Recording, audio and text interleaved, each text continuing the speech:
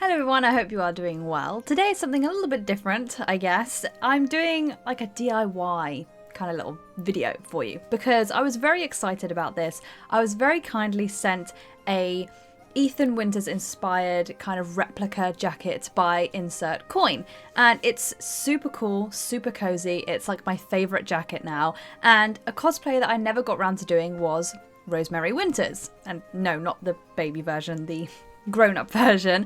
And with the Shadows of Rose DLC coming out soon, I really wanted to get into a Rose cosplay, but there's not really a lot of like footage, I guess, of the DLC yet, but there has been some photos released. There has been obviously the trailer for the DLC, and within the trailer there's this moment where she kind of meets an alternate version of herself, and she has a version of her kind of specimen jar is what it looks like, is what I've gathered, but it's covered in that crystallized Megamycete that you get in Resi Village, which is just super pretty. Like whenever you've killed one of the bosses, they turn into this Megamycete crystallized version, and it's just super pretty. Like I really would love to have like a big like bust of Lady Dimitrescu. But the crystallized version, get your minds out of the gutter, you.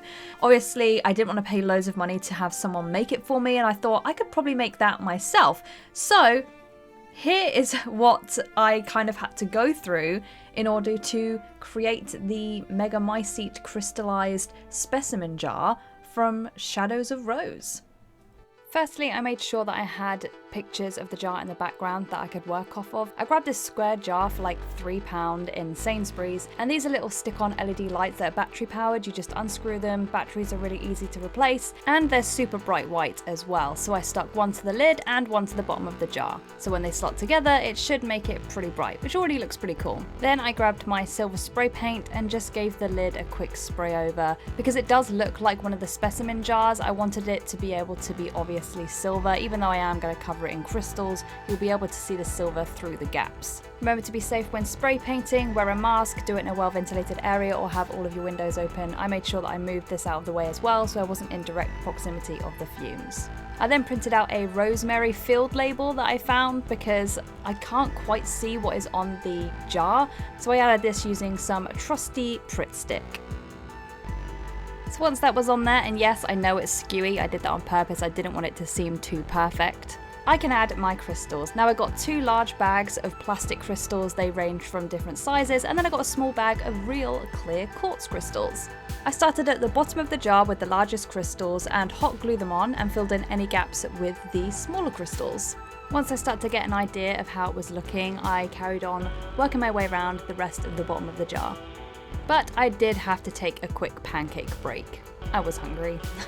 Here's my nods of approval to my very delicious pancakes. Right, enough of that, break over, back to the gluing grind. Now this did take a good while, but what's fun about these is that once you put the glue in, and I did burn myself a few times, you can kind of wiggle the crystals around and they slot in really nicely, almost like a jigsaw. Now here I'm starting to put on some of the clear quartz crystals. I wanted to make it look like the crystals were starting to overtake the jar, and these would just work so well. Give it a little spin to see how we're looking.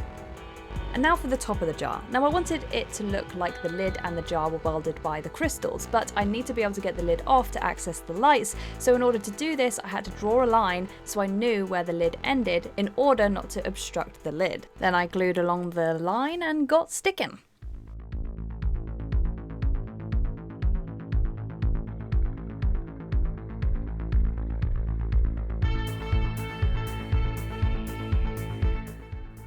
Here's how we're looking. Looks pretty good.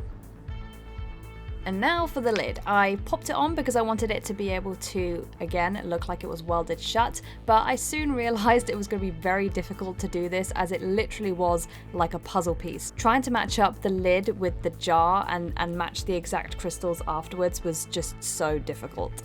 I also managed to accidentally glue one side of the lid to the jar, so you can see me struggling to get the lid off here, although I did thankfully manage to get the lid off with only one minor crystal damage.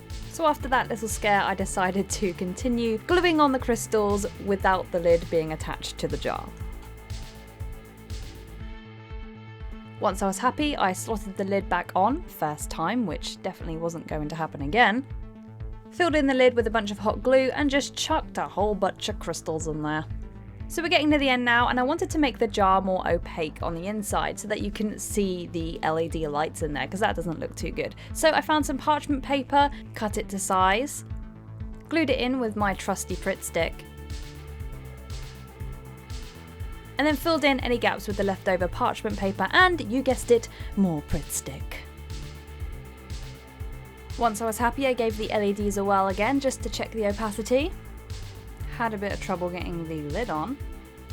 But I was happy, so I printed off some labels that I made on Photoshop based off of the pictures that I saw of the jar. I added 2 of the stickers on one side and then left one side clear because it just looked kind of weird having stickers on each side, and I just think photoshoot wise it would be nice to have one side that was clear. And here we have the final product.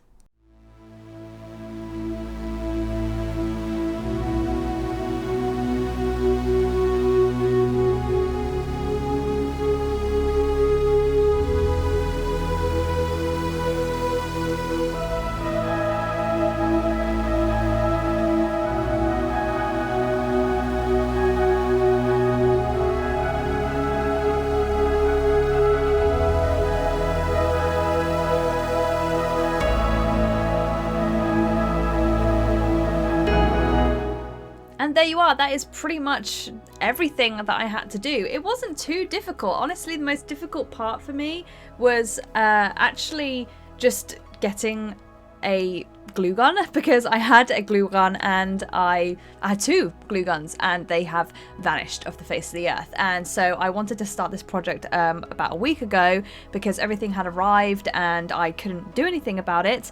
And then when I did get my glue gun, it turned out that it was a US plug, and obviously I'm in the UK, and I then had to try and go out and find a adapter plug.